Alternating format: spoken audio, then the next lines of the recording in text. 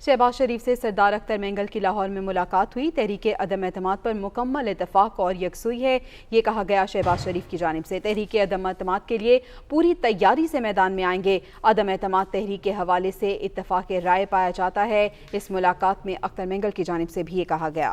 तो शहबाज शरीफ से सरदार अख्तर मेंगल की लाहौर में मुलाकात हुई। शहबाज शरीफ का कहना है कि तहरीक अदम एतमाद पर मुकम्मल इत्तफाक और यकसुई है। उन्होंने मजीद क्या कहा, आपको सुनवाते हैं।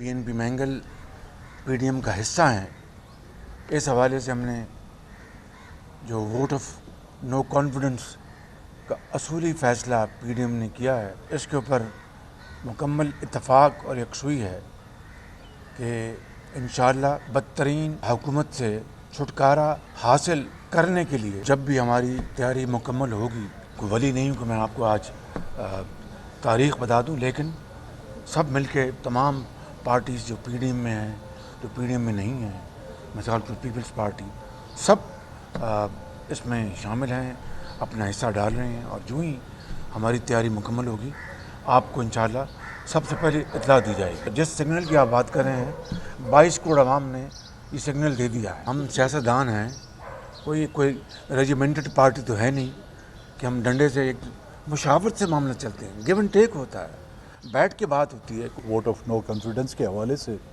जिसके हवाले से पिछले दौर में भी 2-3 मीटिंगें हुई थी और उस पर इत्तेफाक राय भी तय किया गया था। होमवर्क कंप्लीट कर लिया और किसी हद तक मैं समझूंगा कि हमारा होमवर्क कंप्लीट हो भी चुका है, तो फिर इसको अमली जामा पहनाया जाएगा। तब्दीली के नाम से अब हमें चिढ़ागी है।